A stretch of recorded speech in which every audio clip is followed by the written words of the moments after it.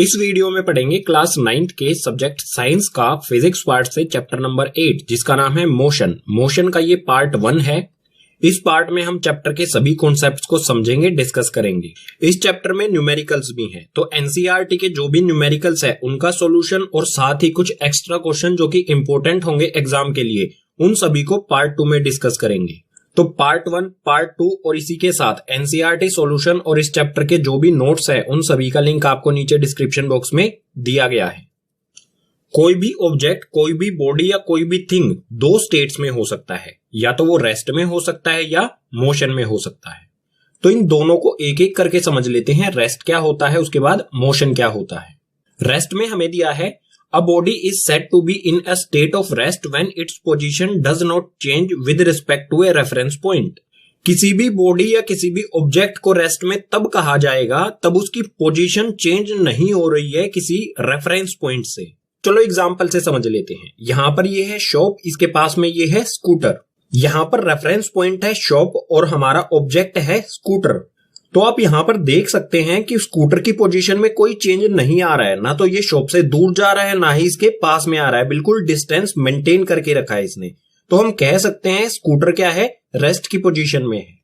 अब है motion. Chapter का नाम भी मोशन है तो इसे अच्छी तरह से समझ लेते हैं। सो यहां पर हमें दिया है a body is said to be in motion when its position changes with respect to a reference point. कोई भी बॉडी या कोई भी ऑब्जेक्ट उसको मोशन में तब कहा जाएगा जब वो अपनी पोजीशन में चेंज करता है किसी भी रेफरेंस पॉइंट से। इसको भी एग्जांपल से समझ लेते हैं। ये है रेफरेंस पॉइंट यानी कि शॉप और ये है स्कूटर। रेस्ट वाली कंडीशन में कोई भी पोजीशन चेंज नहीं हुई थी, लेकिन मोशन में क्या होगा, यहां पर आप देखिए स्कूटर की पोजीशन अभी ये है, कुछ सेकंड बाद स्कूटर यहां से यहां पहुंच गया। अगर हम रेफरेंस पॉइंट से कंपेयर करें तो पहले स्कूटर यहां पर था, अब स्कूटर यहां पर आ गया है, यानी कि इसने अपनी पोजीशन को चेंज कर लिया है। तो इस कंडीशन में हम कहेंगे स्कूटर क्या है, मोशन में है। जो भी हमारा ऑब्जेक्ट या फिर बॉडी है ये मोशन में है। अगर स्कूटर अपनी पोजीशन चेंज नहीं करता तो रेस्ट में, अगर स्कूटर अपनी पोजीशन चेंज कर लेता है तो मोशन में। मोशन के टोटल 3 टाइप्स होते हैं और वो कौन कौन से हैं यहां पर तीनों दिए गए हैं। इसमें फर्स्ट है लीनियर मोशन। लीनियर मोशन बिल्कुल स्ट्रेट लाइन में होता है, जैसा यहां पर स्कूटर ने अपनी पोजीशन किस डायरेक्शन में चेंज की, बिल्कुल स्ट्रेट लाइन में। तो ये क्या था यहां पर लीनियर मोशन। सेकंड है सर्कुलेटरी मोशन। सर्कुलेटरी मोशन में कोई भी ऑब्जेक्ट होगा वो सर्कुलर पाथ पर जब चलेगा उसको कहा जाएगा सर्कुलर मोशन। थर्ड है ऑसिलेटरी मोशन। ऑसिलेटरी मोशन में ऑब्जेक्ट अपनी मेन पोजीशन से आगे या फिर पीछे वाइब्रेट करेगा। कभी ये ऑब्जेक्ट इधर जाएगा फिर वापस इधर आएगा, जैसे पेंडुलम होता है ना, उसी की तरह मूव करेगा। क्लास 9th में हमें इन तीनों मोशन को नहीं पढ़ना है, हमें सिर्फ पढ़ना है लीनियर मोशन को, जो कि एक स्ट्रेट लाइन में होता है। रेस्ट और मोशन की स्टेट को समझने के बाद चैप्टर में कॉन्सेप्ट आता है फिजिकल क्वांटिटीज। जो हमारा चैप्टर है मोशन, इसमें हम मेनली फिजिकल क्वांटिटीज को ही स्टडी करेंगे, समझेंगे। कौन कौन सी फिजिकल क्वांटिटीज को पढ़ेंगे ये बताऊंगा मैं आपको नेक्स्ट पेज पर। उससे पहले ये समझ लेते हैं फिजिकल क्वांटिटीज क्या होती हैं। सो इसमें हमें दिया है it is a physical property of material that can be measured. किसी भी मटेरियल, किसी भी ऑब्जेक्ट या किसी भी बॉडी की ऐसी प्रॉपर्टी जिसे मेजर किया जा सके यानी कि मापा जा सके। किसी भी चीज का ऐसा गुण जिसको मापा जा सके उसको कहेंगे हम फिजिकल क्वांटिटी। इसका बेस्ट एग्जांपल हो जाएगा आपकी हाइट। आपकी हाइट को मेजर किया जा सकता है ना, तो आपकी हाइट भी क्या है, एक फिजिकल क्वांटिटी है। नेक्स्ट लाइन दी है इसमें, it has 2 types. Physical quantity के 2 टाइप्स होते हैं। इसमें फर्स्ट होता है स्केलर क्वांटिटी और सेकंड होता है वेक्टर क्वांटिटी। इसमें पहले स्केलर क्वांटिटी को समझ लेते हैं। सो इसमें हमें दिया है it is a physical quantity having only magnitude not direction. Scalar quantity ऐसी फिजिकल क्वांटिटी है जिसमें सिर्फ मैग्नीट्यूड होता है, डायरेक्शन नहीं होती है। अब आप कहेंगे मैग्नीट्यूड क्या होता है। मैग्नीट्यूड हमारी वैल्यू होती है। जैसे आपका मास हो सकता है, आपका मास मान लीजिए 30 किलोग्राम है, तो ये जो 30 किलोग्राम है इसी को कहा जाता है मैग्नीट्यूड। इसी तरह से मान लीजिए आपकी हाइट है 5 फीट, तो ये भी क्या हो गया, मैग्नीट्यूड हो गया। जो भी हमारी नंबर वाली वैल्यू होती हैं उनको ही कहा जाता है मैग्नीट्यूड। सो स्केलर क्वांटिटी में सिर्फ मैग्नीट्यूड होता है, किसी भी तरह की डायरेक्शन नहीं होती है। और डायरेक्शन ना होने का मतलब क्या होगा, डायरेक्शन का कोई भी अफेक्ट नहीं होता जो भी स्केलर क्वांटिटीज होती हैं उन पर। स्केलर क्वांटिटी के एग्जांपल की बात की जाए तो यहां पर हमें दिया है स्पीड और डिस्टेंस। स्पीड और डिस्टेंस जो है ये स्केलर क्वांटिटी है। अब देखते हैं वेक्टर क्वांटिटी। वेक्टर क्वांटिटी में हमें दिया है it is a physical quantity having both magnitude as well as direction. Vector quantity ऐसी फिजिकल क्वांटिटी है जिसमें मैग्नीट्यूड भी होता है और इसके साथ साथ डायरेक्शन भी होती है। ये हमें मैग्नीट्यूड दिया है। अगर इस मैग्नीट्यूड के साथ डायरेक्शन लगा दी जाए, डायरेक्शन कैसे, ईस्ट डायरेक्शन, ईस्ट कोई डायरेक्शन होती है, तो हमें यहां पर दिया है 48 किलोमीटर ईस्ट। हमें यहां पर मैग्नीट्यूड भी दिया गया है और एक डायरेक्शन भी दी गई है। तो जहां पर मैग्नीट्यूड भी हो और डायरेक्शन भी हो तो ऐसी क्वांटिटी को कहा जाता है वेक्टर क्वांटिटी। अगर वेक्टर क्वांटिटी के एग्जांपल की बात की जाए तो यहां पर दिया है velocity, acceleration, displacement, movement, force. ये सभी क्या है, वेक्टर क्वांटिटीज हैं। फिजिक्स में हम स्टडी करते हैं फिजिकल क्वांटिटीज को। सो मोशन चैप्टर में भी हम फिजिकल क्वांटिटीज को स्टडी करेंगे। सो यहां पर दिया है फिजिकल क्वांटिटीज ऑफ मोशन। इस चैप्टर मोशन में जो भी फिजिकल क्वांटिटीज की स्टडी करेंगे वो यहां पर दी गई हैं। इसमें सबसे पहले है यहां पर डिस्टेंस, उसके बाद डिस्प्लेसमेंट, उसके बाद स्पीड, उसके बाद वेलोसिटी और उसके बाद एक्सेलरेशन। इन 5 फिजिकल क्वांटिटीज को पढ़ेंगे जिनके सामने राइट लगा है। इसके अलावा जानेंगे यूनिफॉर्म मोशन और नॉन यूनिफॉर्म मोशन क्या होता है, ग्राफ जानेंगे, जो भी हमारी फिजिकल क्वांटिटीज हैं इनके बीच में ग्राफ कैसे बनेगा, और मोस्ट इंपोर्टेंट है इस चैप्टर में equations of motion. So next page से स्टार्ट करते हैं डिस्टेंस से। सो यहां पर दिया है डिस्टेंस। डिस्टेंस क्या होता है, the actual path length travelled by an object is called distance. कोई ऑब्जेक्ट या कोई बॉडी किसी रास्ते यानी कि पाथ पर ट्रेवल यानी कि यात्रा करता है, तो जिस पाथ पर वो ट्रेवल करता है उसी पाथ की लेंथ यानी कि रास्ते की लंबाई को ही कहा जाता है डिस्टेंस। डिस्टेंस में हमें आगे कुछ पॉइंट्स दिए गए हैं, इन्हें भी समझ लेते हैं एक एक करके। सो यहां पर फर्स्ट है it is a scalar quantity. Distance एक स्केलर क्वांटिटी है, यानी कि इसमें सिर्फ मैग्नीट्यूड होता है, इसमें कोई भी डायरेक्शन नहीं होती है। इसमें सेकंड है it always positive and cantt B zero. किसी भी मूविंग बॉडी या किसी भी मूविंग ऑब्जेक्ट का डिस्टेंस हमेशा पॉजिटिव होगा और कभी भी जीरो नहीं होगा। थर्ड पॉइंट दिया है its SI unit is metre. Distance की एसआई यूनिट होती है मीटर, यानी कि डिस्टेंस को हम मीटर में मापते हैं और मीटर का सिंबल होता है स्मॉल m। ये होता है मीटर का सिंबल। लेकिन डिस्टेंस को और भी यूनिट्स में मेजर किया जा सकता है, जैसे किलोमीटर हो गया, सेंटीमीटर हो गया, मिलीमीटर हो गया। इसके अलावा और भी बहुत सारी यूनिट्स होती हैं जैसे माइल्स वगैरह। अब एक एग्जांपल और ले लेते हैं डिस्टेंस का। सो हमें यहां पर ये दिया गया है A point, B point, C point और D पॉइंट। यहां से यहां, ठीक है, ये जो गैप आपको दिख रहा है ये है 10 मीटर, उसके बाद फिर से 10 मीटर, फिर से 10 मीटर, तो 0 से 10 तक जाएंगे, उसके बाद 20 हो जाएगा, 30, 40। इसी तरह से D पॉइंट है 100 मीटर पर। मान लीजिए A पॉइंट पर कोई बॉडी या कोई ऑब्जेक्ट है, वो यहां से A पॉइंट से D पॉइंट तक जाता है, यहां पर पहुंच गया, तो उसने कितना डिस्टेंस कवर किया? सिंपल सी बात है, जिस भी रास्ते पर वो चलकर गया है उसी रास्ते यानी कि पाथ की लेंथ को ही कहा जाता है डिस्टेंस। सो 0 से चला 100 तक, तो उसने कितना डिस्टेंस कवर किया? 100। अब एक और कंडीशन ले लेते हैं। मान लीजिए ये ऑब्जेक्ट A से चला D पर, D के बाद वो वापस मुड़ा और आ गया C पर। अब उसकी पोजीशन हो गई C, ये पोजीशन हो गई जहां पर मैंने डॉट लगाया है। तो यहां पर भी बिल्कुल सिंपल सी हमारी कैलकुलेशन होगी। A से गया D पर यानी कि 100 मीटर हो गई, ठीक है, ये हो गया 100 मीटर। उसके बाद D से वापस मुड़ा, वो आ गया C पर, तो D से C पर आने में उसे कितना डिस्टेंस कवर किया? 10, 20, 30, 40। तो ये किया इसने 40 मीटर। तो ये टोटल कितना चला? जो भी ऑब्जेक्ट या जो भी बॉडी था A से D पर गया, D से C पर आया, तो उसने टोटल कितना डिस्टेंस कवर किया? यहां से यहाँ 100, उसके बाद यहां से यहाँ 40। 100 प्लस 40 हो जाएगा 140 मीटर। डिस्टेंस हमेशा ऐड हो जाएगा, जितना भी ऑब्जेक्ट चला होगा, उसने यात्रा की होगी, ट्रेवल किया होगा। डिस्टेंस के बाद अब है डिस्प्लेसमेंट। डिस्प्लेसमेंट क्या होता है? सो इसमें हमें दिया है the shortest distance between initial position and final position is called displacement. Initial position और फाइनल पोजीशन के बीच जो सबसे छोटा डिस्टेंस होता है उसी को कहा जाता है डिस्प्लेसमेंट। अब इनिशियल पोजीशन क्या होती है? इनिशियल पोजीशन वो पोजीशन होती है जहां से कोई भी हमारा ऑब्जेक्ट या कोई भी हमारी बॉडी चलना स्टार्ट करती है, स्टार्टिंग पोजीशन कह सकते हैं। और फाइनल पोजीशन वो होती है जहां पर वो बॉडी अपनी ट्रेवल यानी कि यात्रा को एंड करता है, समाप्त करता है अपनी यात्रा को, उस पोजीशन को कहा जाएगा फाइनल पोजीशन। सो डिस्प्लेसमेंट में हमें कुछ पॉइंट्स दिए गए हैं, इन्हें भी समझ लेते हैं। इसमें फर्स्ट है it is a vector quantity. Displacement एक वेक्टर क्वांटिटी होता है, यानी कि इसमें मैग्नीट्यूड के साथ साथ डायरेक्शन भी गिवन होती है। सेकंड पॉइंट है it can positive, negative and zero. Displacement positive भी हो सकता है, नेगेटिव भी हो सकता है और जीरो भी हो सकता है। अब पॉजिटिव किस कंडीशन में होगा, नेगेटिव किस कंडीशन में होगा, जीरो किस कंडीशन में होगा, इसको एग्जाम्पल से समझेंगे। उससे पहले थर्ड पॉइंट है its SI unit is metre. Distance की तरह भी डिस्प्लेसमेंट की एसआई यूनिट भी मीटर होती है, जिसका सिंबल होता है स्मॉल एम। डिस्टेंस और डिस्प्लेसमेंट की एसआई यूनिट सेम यानी कि मीटर होती है, क्योंकि ये भी क्या है, एक तरह का डिस्टेंस ही है किन्हीं भी दो पोजीशंस के बीच में। सो अब एक एग्जांपल ले लेते हैं पॉजिटिव डिस्प्लेसमेंट के लिए। सपोज कीजिए हमारा कोई ऑब्जेक्ट या कोई बॉडी है जो ए पॉइंट पर है, ये जो डॉट बनाया है ये हो गया हमारा कोई ऑब्जेक्ट, और मूव करता है, आ जाता है डी पॉइंट पर।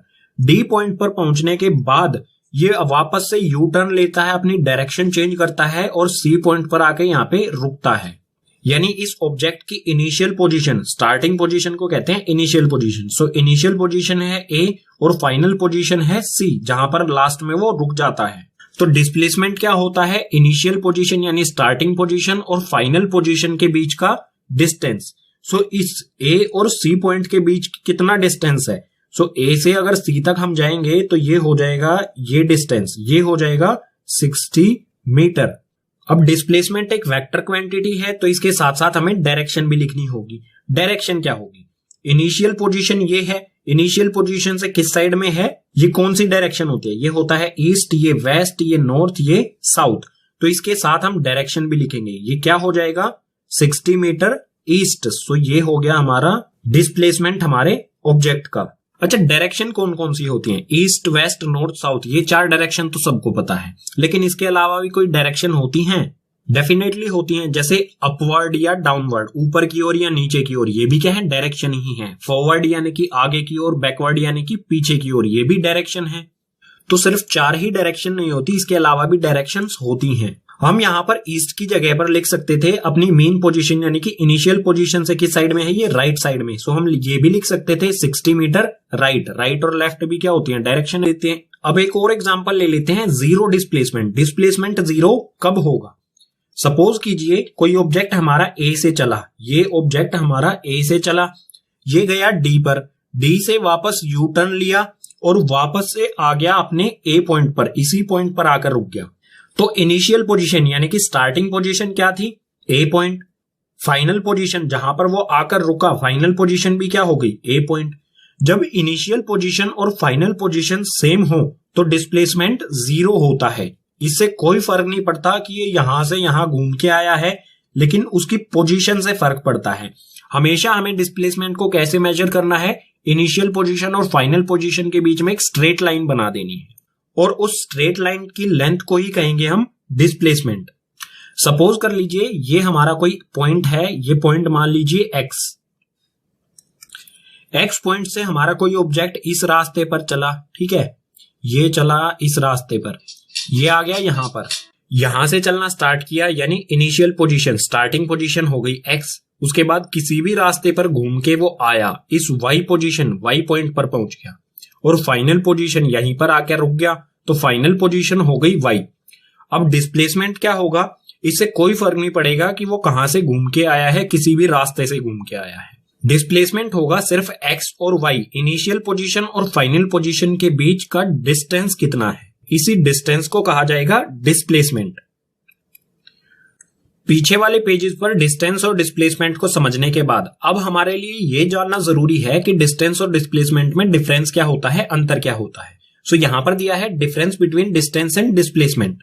इस तरफ डिस्टेंस के बारे में दिया गया है, इस तरफ डिस्प्लेसमेंट के बारे में दिया गया है। सो डिस्टेंस में हमें फर्स्ट पॉइंट दिया है, it is actual path length travelled by an object. ये पीछे पढ़ चुके हैं कि ये असल में पाथ की लंबाई होती है जिस पर ऑब्जेक्ट ट्रेवल करता है, उसे कहा जाता है डिस्टेंस। और डिस्प्लेसमेंट क्या होता है, ये सबसे छोटा डिस्टेंस होता है इनिशियल पॉइंट या फिर कह सकते हैं इनिशियल पोजीशन और फाइनल पॉइंट यानी कि फाइनल पोजीशन के बीच।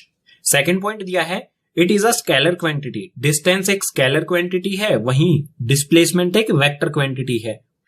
थर्ड पॉइंट दिया है it always positive and cantt B zero, distance हमेशा पॉजिटिव होगा और कभी भी जीरो नहीं होगा किसी भी मूविंग बॉडी का। लेकिन डिस्प्लेसमेंट क्या होता है, it can be positive negative and can be zero, displacement positive भी हो सकता है, नेगेटिव भी हो सकता है और जीरो भी हो सकता है। ये हो गया यहां पर थर्ड डिफरेंस। जो भी ये डिस्टेंस और डिस्प्लेसमेंट के बीच डिफरेंस है, इसका आप एक स्क्रीनशॉट ले लीजिए और इसे मेमोराइज कर लीजिए, क्योंकि इस तरह का क्वेश्चन एग्जाम में आ सकता है और इससे पहले भी कई बार एग्जाम में इस तरह का क्वेश्चन आया है।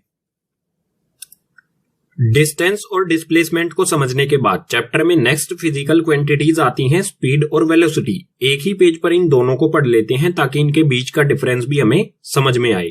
सो यहां पर है स्पीड। स्पीड क्या होती है, the distance travelled by a body per unit time, किसी भी बॉडी या किसी भी ऑब्जेक्ट द्वारा पर यूनिट टाइम में जितना भी डिस्टेंस ट्रेवल किया गया हो उसी को कहा जाएगा स्पीड। अगर स्पीड को मैथमेटिकली एक्सप्रेस करना हो तो ये सिंपली हो जाएगा स्पीड इक्वल्स टू में distance upon time. So speed का फॉर्मूला हो जाएगा स्पीड इक्वल्स टू में डिस्टेंस अपॉन टाइम। बिल्कुल यही हमारी डेफिनेशन भी है, पर यूनिट टाइम में जितना भी डिस्टेंस कवर किया गया हो उसी को कहा जाता है स्पीड। अब स्पीड से रिलेटेड हमें कुछ पॉइंट्स दिए गए हैं, इन्हें भी समझ लेते हैं। इसमें फर्स्ट पॉइंट है it is a scalar quantity. Speed जो है एक स्केलर क्वांटिटी है जिसमें डायरेक्शन नहीं होती है, सिर्फ मैग्नीट्यूड होता है। सेकंड है इट ऑलवेज पॉजिटिव, स्पीड हमेशा पॉजिटिव होगी, कभी भी नेगेटिव या जीरो नहीं हो सकती, क्योंकि स्पीड होती है डिस्टेंस अपॉन टाइम। डिस्टेंस कभी भी ना तो जीरो होता है ना ही नेगेटिव होता है, इसलिए स्पीड भी ना ही जीरो होगी और ना ही नेगेटिव होगी, हमेशा पॉजिटिव होती है। थर्ड पॉइंट दिया है इट्स एसआई यूनिट। स्पीड की एसआई यूनिट के बारे में बोला गया, तो एसआई यूनिट हम फाइंड करते हैं। फाइंड कैसे करेंगे, जो भी हमारा फॉर्मूला होता है, फॉर्मूला क्या है, speed equals to distance upon time. So distance की एसआई यूनिट होती है मीटर, जो मैंने आपको पीछे वाले पेजेस पर बताया था जहां पर हम डिस्टेंस पढ़ रहे थे, और टाइम की एसआई यूनिट होती है सेकंड। सो मीटर अपॉन सेकंड, यही हो जाएगी हमारी स्पीड की एसआई यूनिट। तो इट्स एसआई यूनिट यानी कि स्पीड की एसआई यूनिट क्या होगी, मीटर अपॉन सेकंड। स्पीड के सभी कॉन्सेप्ट्स पढ़ने के बाद अब देखते हैं वेलोसिटी। वेलोसिटी क्या होती है, the distance travelled by a body per unit time in a given direction. Given direction में किसी बॉडी या किसी ऑब्जेक्ट द्वारा पर यूनिट टाइम में जितना भी डिस्टेंस ट्रेवल किया गया हो उसे कहा जाएगा वेलोसिटी। इसको अगर हम सिंपली डिफाइन करना चाहें तो ये हो जाएगा it is speed with direction. ये स्पीड होती है डायरेक्शन के साथ। अगर स्पीड के साथ साथ हमें एक स्पेसिफिक डायरेक्शन भी दी गई हो तो उसे कहा जाता है वेलोसिटी। जिस तरह से हमने यहाँ पर स्पीड का फॉर्मूला बनाया है, मैथमेटिकली एक्सप्रेस किया है, बिल्कुल इसी तरह से हम वेलोसिटी को भी एक्सप्रेस कर सकते हैं। सो वेलोसिटी की मैथमेटिकल एक्सप्रेशन हो जाएगी velocity equals to displacement upon time. Velocity से रिलेटेड हमें कुछ पॉइंट्स भी दिए गए हैं, इन्हें भी समझ लेते हैं। इसमें फर्स्ट है it is vector quantity. Velocity एक वेक्टर क्वांटिटी होती है, क्यों, क्योंकि इसमें मैग्नीट्यूड के साथ साथ डायरेक्शन भी गिवन होती है। सेकंड है it can be positive, negative and zero. Velocity positive भी हो सकती है, नेगेटिव भी हो सकती है और जीरो भी हो सकती है। पॉजिटिव कब होगी, जब हमारा डिस्प्लेसमेंट पॉजिटिव होगा। नेगेटिव कब होगी, जब हमारा डिस्प्लेसमेंट नेगेटिव होगा। और जीरो कब होगी, जब हमारा डिस्प्लेसमेंट जीरो होगा। अब बात आती है वेलोसिटी की एसआई यूनिट की। एसआई यूनिट क्या होगी, इसी फॉर्मूले से फाइंड करते हैं। डिस्प्लेसमेंट की एसआई यूनिट मैंने बताया था मीटर होती है और टाइम की होती है सेकंड। सो वेलोसिटी की एसआई यूनिट आ गई मीटर अपॉन सेकंड, और यही एसआई यूनिट हमारी स्पीड की भी है। दोनों की एसआई यूनिट, स्पीड और वेलोसिटी दोनों की एसआई यूनिट होती है मीटर बाय सेकंड।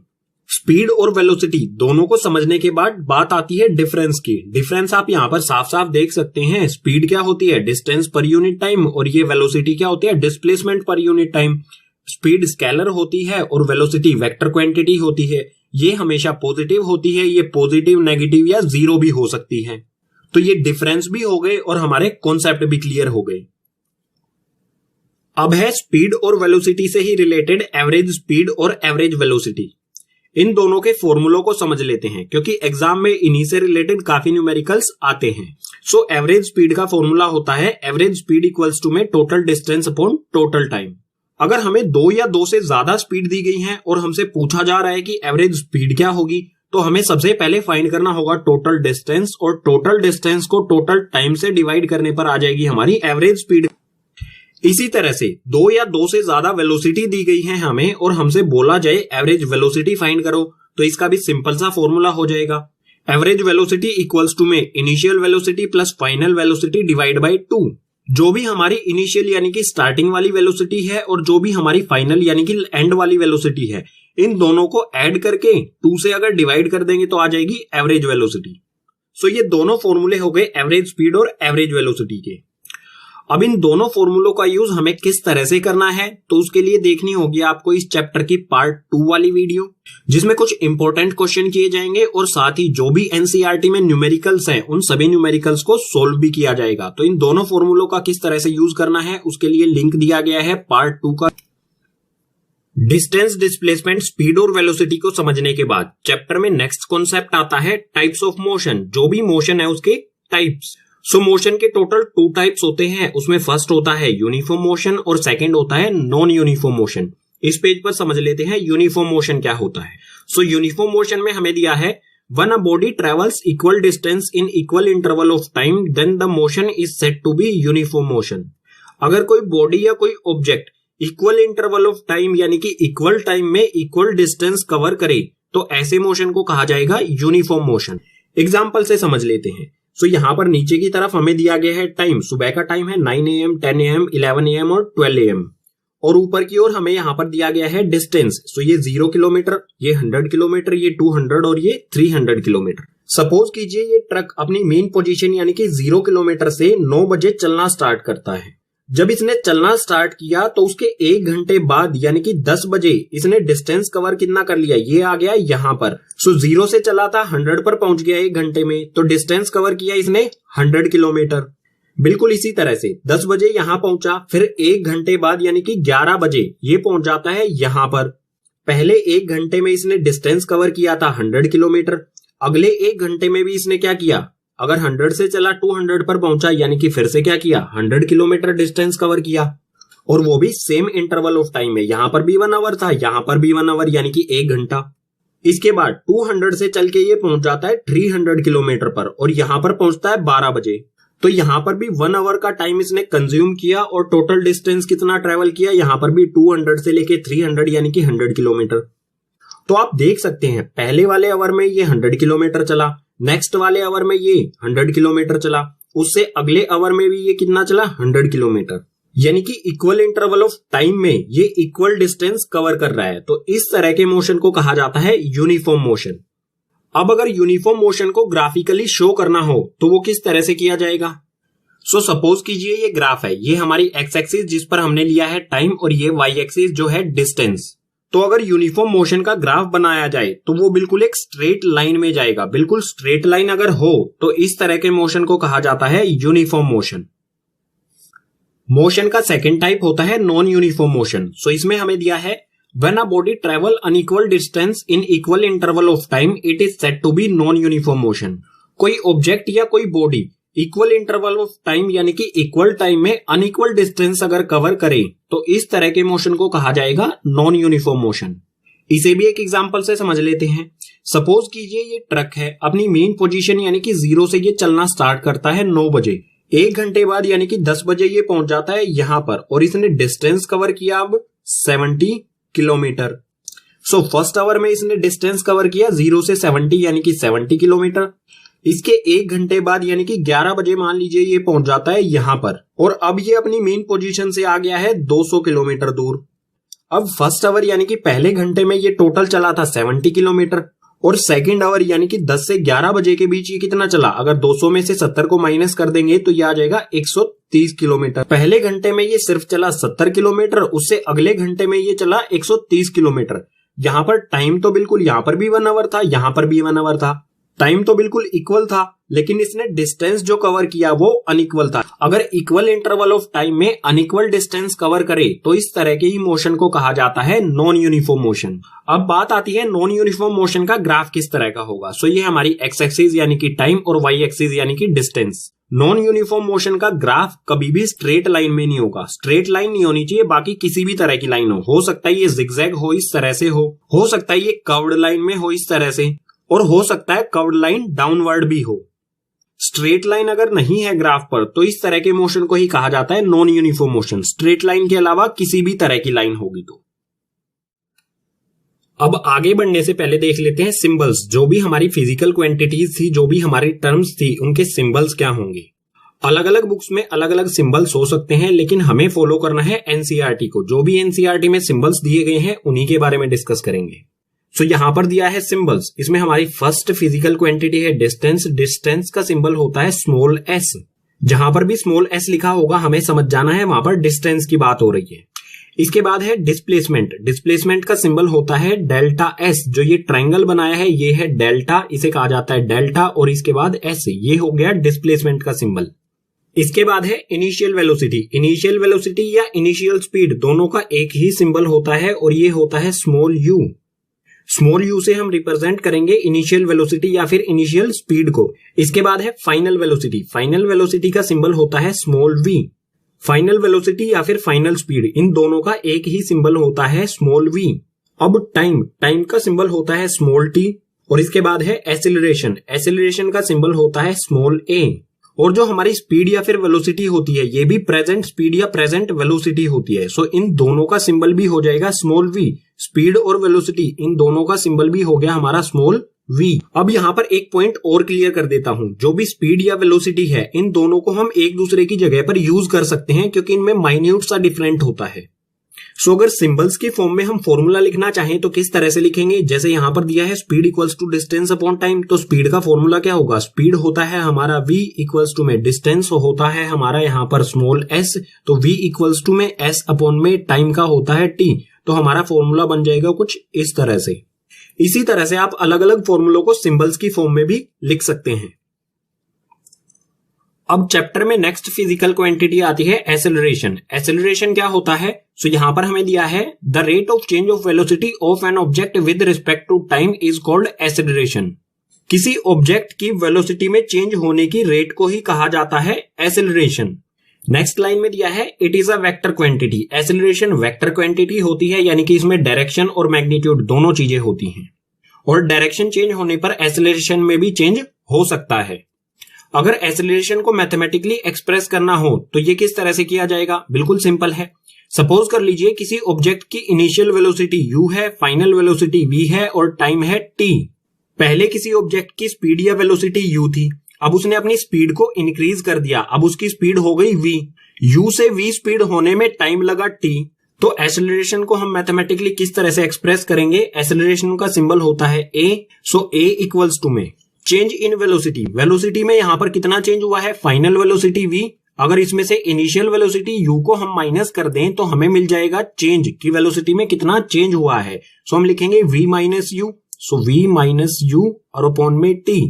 जितना भी वेलोसिटी में चेंज हुआ है टाइम के रिस्पेक्ट में उसी को कहा जाता है एक्सेलरेशन। सो ये सिंपल सा फॉर्मूला हो गया एक्सेलरेशन का। एक्सेलरेशन से रिलेटेड हमें कुछ पॉइंट्स दिए गए हैं, इन्हें भी समझ लेते हैं। इसमें फर्स्ट है इट में बी पॉजिटिव और नेगेटिव। एक्सेलरेशन पॉजिटिव भी हो सकता है और नेगेटिव भी हो सकता है। सेकंड है negative acceleration is also known as retardation और डी एक्सेलरेशन। जो नेगेटिव एक्सेलरेशन यानी कि माइनस में जो एक्सेलरेशन होता है उसको रिटार्डेशन भी कहा जाता है और डी एक्सेलरेशन भी कहा जाता है। थर्ड पॉइंट है इट्स एसआई यूनिट। एक्सेलरेशन की एसआई यूनिट क्या होगी ये यहां से फाइंड कर लेते हैं। ऊपर दिया है हमें वेलोसिटी। वेलोसिटी की एसआई यूनिट क्या होती है, मीटर पर सेकंड। सो यहां पर मैं लिखता हूं मीटर पर सेकंड यानी कि मीटर अपॉन सेकंड। और यहां पर दिया है नीचे टाइम। टाइम की एसआई यूनिट होती है सेकंड। सो सेकंड पहले से ही है, एक और सेकंड आ जाएगा, इसमें मल्टीप्लाई हो जाएगा। तो यहां पर ये आ गया मीटर अपॉन में सेकंड मल्टीप्लाई में सेकंड, तो ये हो जाएगा मीटर पर सेकंड स्क्वायर। और यही हो जाएगी एक्सेलरेशन की एसआई यूनिट। यहां पर मैं लिख देता हूं ये होगा मीटर पर सेकंड स्क्वायर। एक्सेलरेशन को मेजर किया जाता है मीटर पर सेकंड स्क्वायर में। अब नेक्स्ट पेज पर पॉजिटिव एक्सेलरेशन और नेगेटिव एक्सेलरेशन का एक एग्जांपल ले लेते हैं। किन कंडीशन में पॉजिटिव एक्सेलरेशन होगा और किन कंडीशन में नेगेटिव एक्सेलरेशन होगा। ओके, अब पॉजिटिव एक्सेलरेशन कब होगा, when initial velocity lower than final velocity. Initial velocity हमारी कम हो और फाइनल वेलोसिटी ज्यादा हो तो एक्सेलरेशन होगा पॉजिटिव।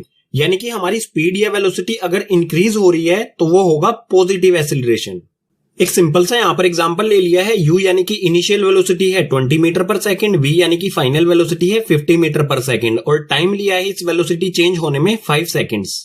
इनिशियल वेलोसिटी कम है, फाइनल वेलोसिटी ज्यादा है, तो इस कंडीशन में एक्सेलरेशन होगा पॉजिटिव। एक्सेलरेशन का फॉर्मूला क्या होता है, a equals to v minus u upon में t। तो इस कंडीशन में हम एक्सेलरेशन अगर फाइंड करेंगे तो ये आएगा v माइनस u, तो 50 माइनस 20। सो सिंपल है, 50 माइनस 20 डिवाइड बाय टाइम है यहाँ पर 5 सेकेंड। सो ये आ गया 5।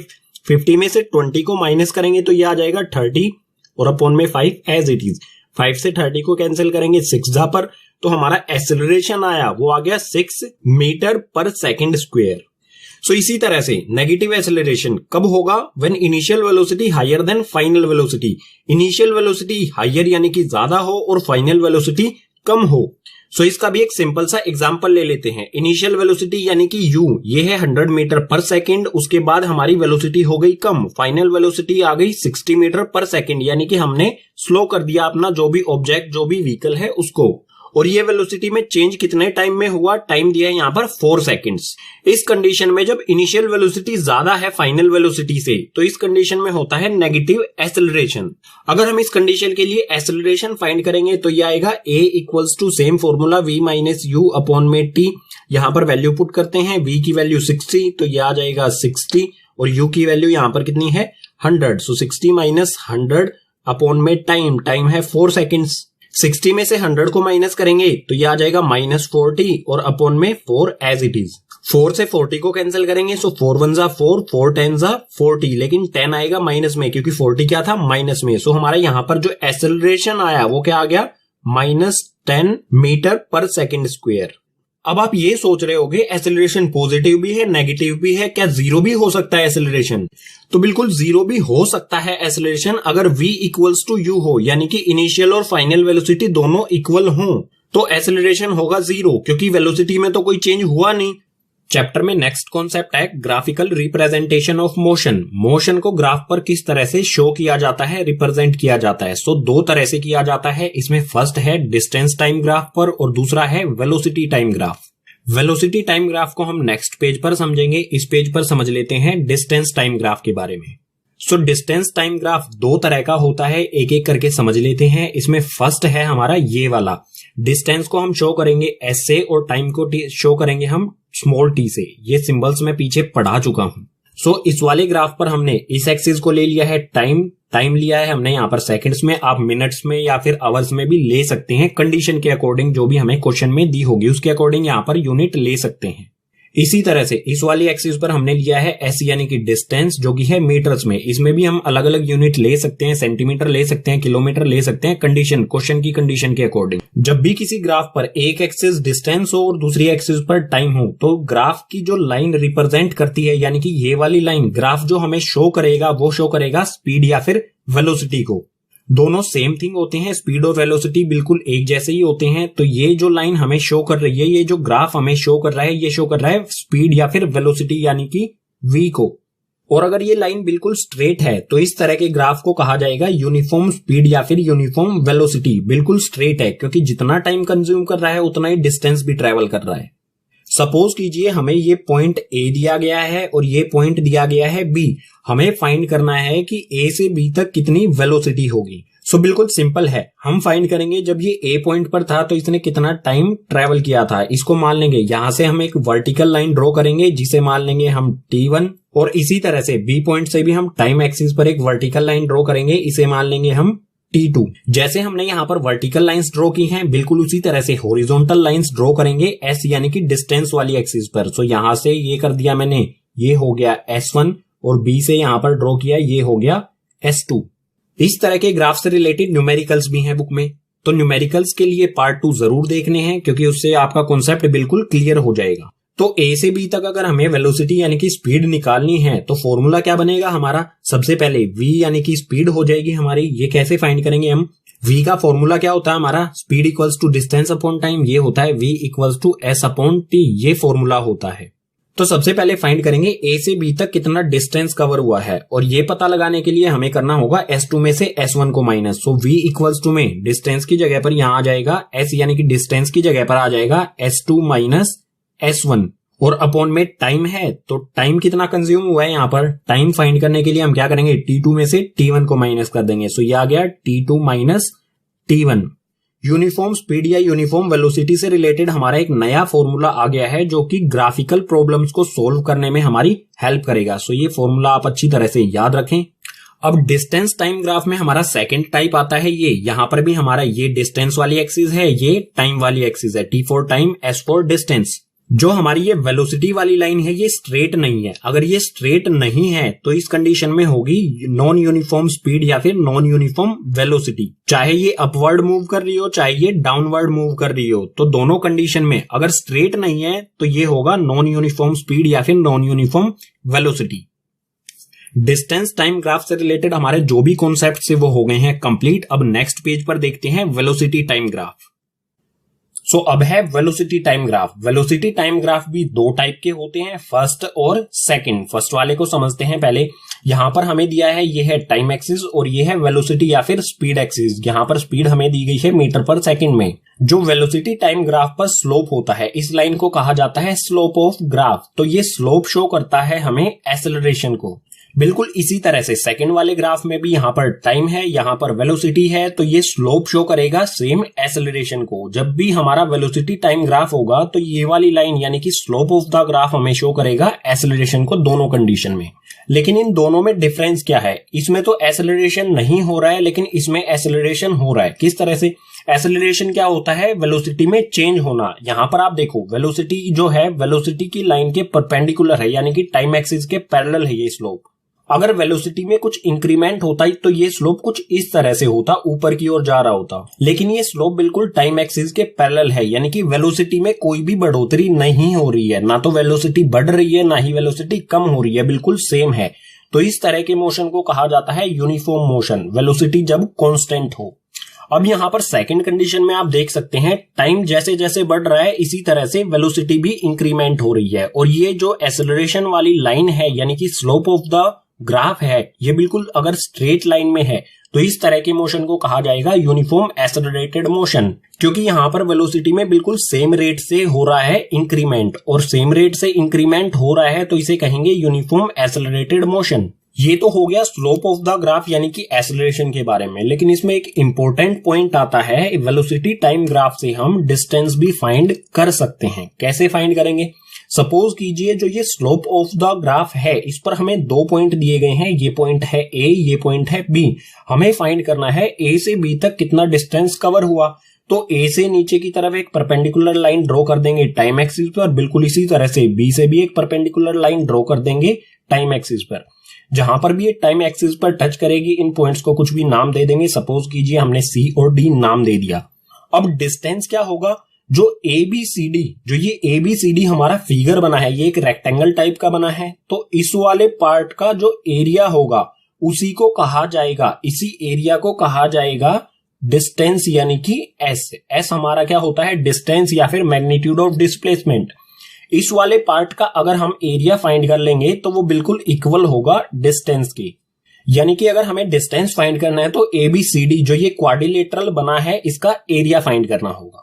बिल्कुल इसी तरह से सेकंड वाले ग्राफ में भी सपोज कीजिए हमें पॉइंट ए और पॉइंट बी दिया गया है, हमें फाइंड करना है यहां पर भी डिस्टेंस। तो यहां पर भी ए से एक परपेंडिकुलर लाइन ड्रॉ कर देंगे टाइम एक्सिस पर और बी से भी इसी तरह से करेंगे। अब यहां पर भी अगर हमें डिस्टेंस फाइंड करना है तो इस वाले पार्ट का फाइंड करना होगा एरिया, वही एरिया होगा डिस्टेंस या फिर मैग्नीट्यूड ऑफ डिस्प्लेसमेंट के इक्वल।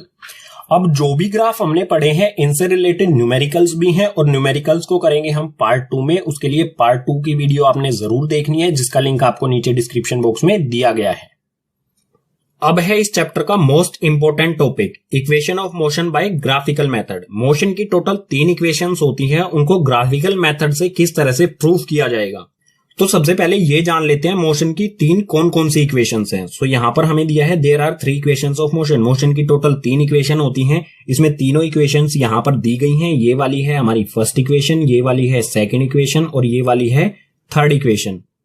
फर्स्ट वाली इक्वेशन को कहा जाता है equation of velocity time relation और सेकंड वाली इक्वेशन को कहा जाता है equation of position time relation. इसी तरह से थर्ड वाली इक्वेशन को कहा जाता है equation of position velocity relation. अब इन तीनों इक्वेशंस के जो नाम दिए गए हैं इनको भी याद रखना आपके लिए जरूरी है, क्योंकि क्वेश्चन पेपर में जो क्वेश्चन आएगा वो इस तरह से तो आएगा नहीं कि prove first equation of motion. Question आएगा कुछ इस तरह से, prove equation of velocity time relation. अगर आपको नहीं पता है वेलोसिटी टाइम रिलेशन वाली इक्वेशन कौन सी है तो आप कौन सी इक्वेशन को प्रूव करके आएंगे, हो सकता है आप इसको प्रूव करके आ जाएं, इसको करके आ जाएं या इसको, यानी कि गलती करने के चांसेस हैं। तो आप इन तीनों इक्वेशंस के जो नाम है इनको जरूर याद रखें। अब ये तीनों इक्वेशन कहां से आई, कैसे बनी, इसको समझते हैं नेक्स्ट पेज से। ग्राफिकल मेथड से हम इन तीनों इक्वेशंस को करेंगे प्रूव। सो फर्स्ट इक्वेशन को नेक्स्ट पेज से स्टार्ट करते हैं। So first equation of motion, जिसे equation of velocity time relation भी कहा जाता है, इसको प्रूव करते हैं ग्राफिकली। सो हमें ये ग्राफ दिया गया है वेलोसिटी टाइम ग्राफ, और वेलोसिटी टाइम ग्राफ पर जो स्लोप होता है, ये जो स्लोप है ए बी, ये क्या शो करेगा, एक्सेलरेशन को। सो यहां पर लिखा है slope of velocity time graph. जो भी ये स्लोप है ए बी, इसके इक्वल में लिख देते हैं, ये है ए बी, ये क्या शो करता है, एक्सेलरेशन को। सो यहां पर आगे लिख देंगे इक्वल्स टू में एक्सेलरेशन। अब इस ग्राफ में कुछ लाइंस हम ड्रॉ करेंगे। जो हमारा ए बी स्लोप है, बी पॉइंट से हम एक परपेंडिकुलर ड्रॉ करेंगे टाइम एक्सिस पर। ये हमने ड्रॉ कर दी इस पॉइंट को, जहां पर भी ये टाइम एक्सिस पर टच होती है, इस पॉइंट को कुछ भी नाम दे देंगे, ये ए बी, इसको दे देते हैं सी। इसी तरह से ए पॉइंट से एक परपेंडिकुलर ड्रॉ करेंगे बीसी पर, ये हमने ड्रॉ कर दिया बीसी, इस पॉइंट को नाम दे देंगे हम डी। अब जो भी ऑब्जेक्ट है उसकी वेलोसिटी ए पॉइंट पर क्या होगी, ए पॉइंट पर होगी इनिशियल वेलोसिटी यानी कि यू, और जो बी पॉइंट है, बी पॉइंट कहां पर वेलोसिटी शो कर रहा है, यहां पर इस पॉइंट पर, जो ये वेलोसिटी वाली एक्सिस है, इस पॉइंट पर कितनी वेलोसिटी होगी, इस पर होगी फाइनल वेलोसिटी यानी कि वी। अब यहां पर ध्यान से सुनो, जो हमारा बीई है, एडी है और ओसी है, ये एक दूसरे के पैरेलल भी हैं, ये तीनों लाइंस, और एक दूसरे के इक्वल भी हैं। इसी तरह से ओए और सीडी, ये दोनों भी एक दूसरे के पैरेलल भी हैं और इक्वल भी हैं। अब बात आती है जो स्लोप होता है ग्राफ में, ये है स्लोप ए बी। स्लोप किसके इक्वल होता है, स्लोप का फॉर्मूला होता है स्लोप इक्वल्स टू में राइज अपॉन रन, यानी कि स्लोप कितना उठा हुआ है और कितनी दूर तक उठा हुआ है। सो यहां पर स्लोप क्या है हमारा, स्लोप है ए बी। स्लोप के लिए लिख देते हैं हम यहां पर ए बी इक्वल्स टू में राइज, स्लोप का राइज कहां से कहां तक हुआ है। तो देखो ये है स्लोप, ये कहां से उठा है, डी पॉइंट से बी तक उठा है, तो इस राइज की जगह पर हम लिख देंगे बी डी, ये आ गया बी डी, और अपॉन में रन, जो इसका ओरिजिनल पॉइंट ए है, यहां से कितनी दूर तक उठा हुआ है, यहां से ए से लेके डी तक उठा हुआ है। सो रन की जगह पर आ जाएगा हमारा ए डी। अब जो ये लाइन बीसी है, बीसी किन दो लाइन से जुड़ के बना है, यहां पर लिखता हूं मैं बीसी इक्वल्स टू में, बीसी दो लाइन से जुड़ के बनी है, बीडी प्लस में डीसी, या फिर लिख सकते हैं सीडी। तो इसमें लिख देता हूं मैं बीडी प्लस में सीडी। ये दोनों अगर ऐड हो जाती हैं तो ये बीसी के इक्वल हो जाती हैं। आप देख सकते हैं ये बीडी प्लस में सीडी पूरी लाइन बीसी बनाती है। अब यहां से हमारे यहां पर बीडी दिया गया है, तो बीडी की वैल्यू फाइंड करेंगे, यानी कि सीडी को इस तरफ ले आएंगे। इस तरफ सबसे पहले क्या है, बीसी, और दूसरी तरफ से आया यहां पर प्लस का सीडी है, इस तरफ आगे हो जाएगा माइनस का सीडी, और इक्वल्स टू में बीडी एज इट इज। जो भी हमारी ये बीडी की वैल्यू आई है, इसको हम पुट कर देंगे इस वाली इक्वेशन में बीडी की जगह पर। सो इस साइड में A B as it is और इक्वल्स टू में बीडी, बीडी की जगह पर लिखूंगा मैं बीसी माइनस सीडी। तो इस बीडी की जगह पर आ गया हमारा बीसी माइनस में सीडी और अपॉन में एडी एज इट इज। अब यहां पर वैल्यूज पुट करते हैं। ए बी हमारा क्या होगा, ए बी स्लोप क्या शो करता है, एक्सेलरेशन को, और एक्सेलरेशन का सिंबल होता है स्मॉल ए। सो एक्सेलरेशन की जगह पर आ गया हमारा स्मॉल ए। इसी तरह से बीसी, ग्राफ में देखेंगे बीसी हमारा क्या है, बीसी है इसके ओई के पैरेलल और इक्वल, तो ओई यहां पर शो करता है फाइनल वेलोसिटी यानी कि वी को। सो बीसी की जगह पर लिख देंगे हम वी माइनस में सीडी। सीडी क्या होगा हमारा, ये है सीडी, सीडी किसके पैरेलल है, ओ ए के, तो ओ ए यहां पर शो करता है इनिशियल वेलोसिटी यानी कि यू, तो सीडी की जगह पर आ जाएगा यू और अपॉन में एडी। एडी की जगह पर क्या आएगा, ये है एडी, ये इक्वल है ओसी के, और ओसी क्या शो करता है, इस साइड में क्या, इस साइड में क्या चीज बढ़ रही है, टाइम, तो ओसी को हम शो करेंगे टाइम यानी कि टी से, जो एडी के इक्वल है, तो एडी की जगह पर आ गया टाइम। अब इसको रीअरेंज करने पर बन जाएगी हमारी मोशन की फर्स्ट इक्वेशन यानी कि वेलोसिटी टाइम रिलेशन। जो हमारा यहाँ पर डिनोमिनेटर में टी है, इसको इस साइड ले जाएंगे, यहाँ पर ये डिवाइड में है, इस साइड आगे हो जाएगा मल्टीप्लाई में, तो इस तरफ आके हमारा क्या हो जाएगा, ए टी, टी ए में मल्टीप्लाई हो जाएगा और इक्वल्स टू में V minus U as it is आ जाएगा। अब यहां पर हमें v की वैल्यू फाइंड करनी है, तो माइनस यू को लेके जाएंगे इस तरफ सबसे पहले क्या है, 80 है, AT, और जो माइनस u, ये माइनस u इस साइड जाएगा तो ये हो जाएगा प्लस का u और इक्वल्स टू में बचेगा यहां पर सिर्फ v।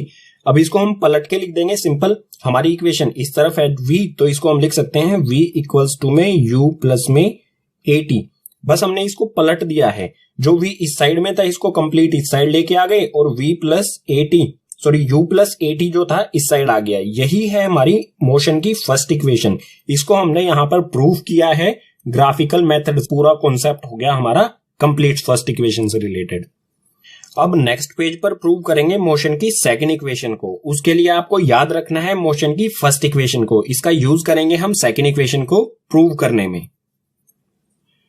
सो अब है सेकंड इक्वेशन ऑफ मोशन, जिसे equation of position time relation भी कहा जाता है। इसको हम बिल्कुल सेम ग्राफ से प्रूव करेंगे जिसका यूज हमने मोशन की फर्स्ट इक्वेशन को प्रूव करने के लिए यूज किया था। सो ये ग्राफ वही है, बिल्कुल वेलोसिटी टाइम ग्राफ, जिसमें बिल्कुल सेम स्लोप हमें ए बी दिया गया है। इसके अलावा हमने यहाँ पर BE, BC और AD इन लाइंस को कंस्ट्रक्ट किया है जैसा हमने फर्स्ट इक्वेशन में किया था। अब जो ये स्लोप दिया गया है हमें AB, इस स्लोप के नीचे का एरिया, इसका नीचे का एरिया होगा ये वाला। इस वाले पार्ट के एरिया को क्या कहा जाता है? डिस्टेंस या फिर डिस्प्लेसमेंट। हम मोशन स्ट्रेट लाइन में पढ़ रहे हैं, स्ट्रेट लाइन में मोशन जब होता है तो डिस्टेंस और डिस्प्लेसमेंट दोनों इक्वल होते हैं। सो इस वाले पार्ट का एरिया क्या होगा? डिस्टेंस या फिर कह सकते हैं डिस्प्लेसमेंट। अब ये कौन सा एरिया है? OABC, इस वाले पार्ट को हम कहेंगे OABC। तो डिस्प्लेसमेंट किसके इक्वल होगा? Area of OABC। ये क्वाड्रिलेटरल हो गया या फिर कह सकते हैं ट्रेपेजियम हो गया हमारा OABC। ये हमारा ट्रेपेजियम OABC दो फिगर से मिलके बना है। एक तो इसमें आता है ये वाला ट्राइंगल जिसको मैं अभी शेड कर रहा हूं, और इसमें आता है ये वाला एक रेक्टेंगल जिसको नीचे की तरफ यहां पर शेड किया गया है। अगर हमें इस ट्रेपेजियम OABC का एरिया फाइंड करना है तो हमें क्या करना होगा? रेक्टेंगल का एरिया प्लस में ट्राइंगल का area. So area of OABC equals to में हो जाएगा एरिया ऑफ रेक्टेंगल। इस वाले रेक्टेंगल, कौन सा रेक्टेंगल है ये? AOCD। Area of rectangle AOCD और प्लस में area of this triangle. Triangle कौन सा है? ADB। तो प्लस में एरिया ऑफ ट्राइंगल ADB। ये ट्राइंगल का सिंबल है।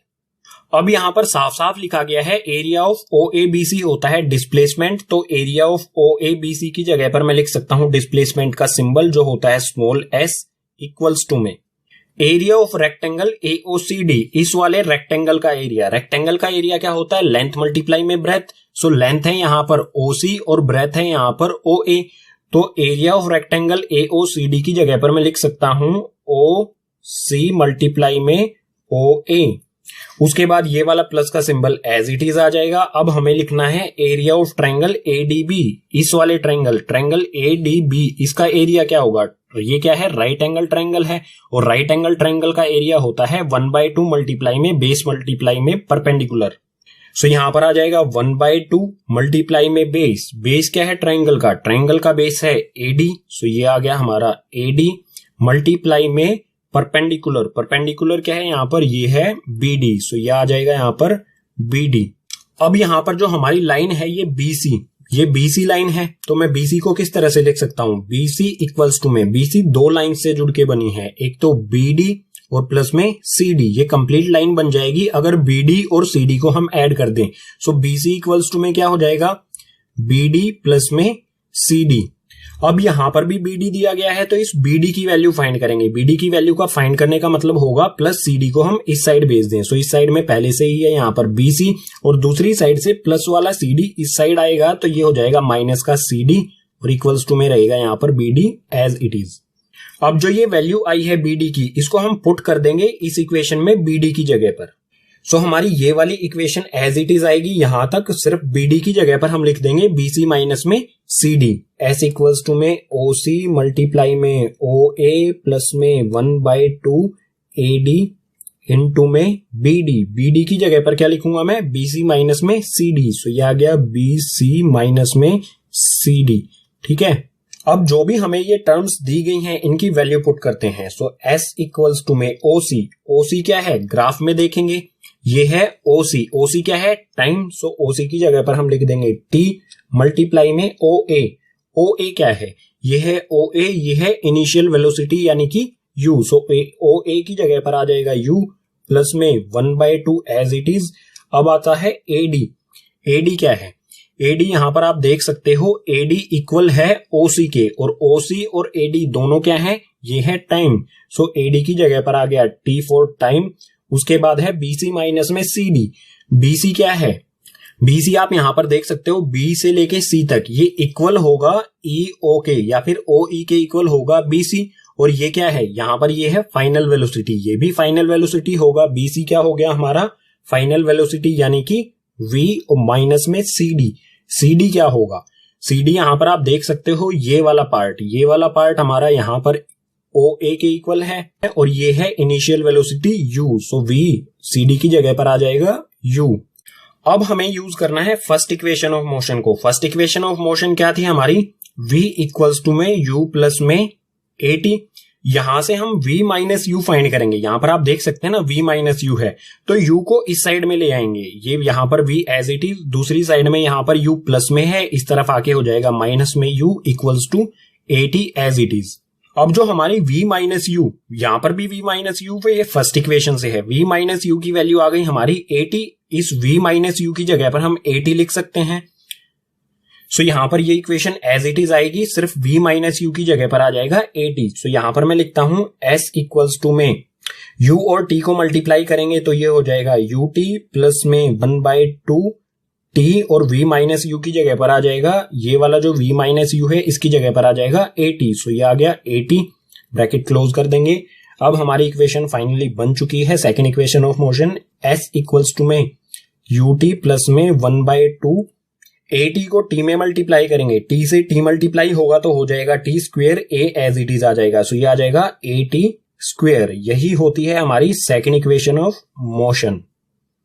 बिल्कुल सिंपल है, जो भी स्लोप दिया गया है उसके नीचे का एरिया हमें फाइंड करना है, और उसके अलावा दो चीजें आपको ध्यान रखनी है कि BD को हमने किस तरह से लिखना है, और फर्स्ट इक्वेशन का हमें किस तरह से इसमें यूज करना है। v माइनस यू की जगह पर हमें पुट करना है 80, तो हमारी second equation of motion easily prove हो जाएगी।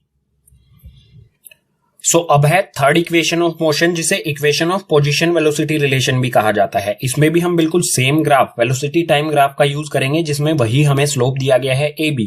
सो एरिया अंडर स्लोप, जैसा कि सेकेंड इक्वेशन में बताया गया था, स्लोप के अंडर का ये वाला एरिया होता है डिस्प्लेसमेंट। सो बिल्कुल सेम कॉन्सेप्ट रहेगा, area under slope equals to displacement और equals to area of OABC। ये वाला फिगर कौन सा है हमारा? OABC, इसका एरिया होता है डिस्प्लेसमेंट। हम सेकेंड इक्वेशन की तरह ही OABC इसी फिगर का एरिया फाइंड करेंगे, लेकिन डिफरेंट फॉर्मूले के साथ। ये हमारा फिगर OABC ये क्वाड्रिलेटरल है, और किस तरह का क्वाड्रिलेटरल है? इसमें दो पैरेलल साइड्स हैं, OA और BC पैरेलल साइड्स हैं, यानी कि ये हो गया ट्रेपेजियम। सो इस पर एरिया ऑफ ट्रेपेजियम का फॉर्मूला लगा देंगे। सो यहां पर लिखा है एरिया ऑफ ट्रेपेजियम OABC। इस वाले OABC ट्रेपेजियम का फॉर्मूला क्या होगा? फॉर्मूला होता है 1/2 मल्टीप्लाई में सम ऑफ पैरेलल साइड्स मल्टीप्लाई में एल्टीट्यूड। सो फॉर्मूला बनेगा हमारा 1/2 मल्टीप्लाई में सम ऑफ पैरेलल साइड्स। जो हमारी पैरेलल साइड्स हैं BC और OA एक दूसरे के पैरेलल हैं, इन्हीं का हो जाएगा सम। तो मल्टीप्लाई में करके लिखना है हमें, तो ये है BC मल्टीप्लाई में OA। तो यहां पर लिख देता हूं प्लस में OA सम होता है, मल्टीप्लाई नहीं आएगा, सम आएगा।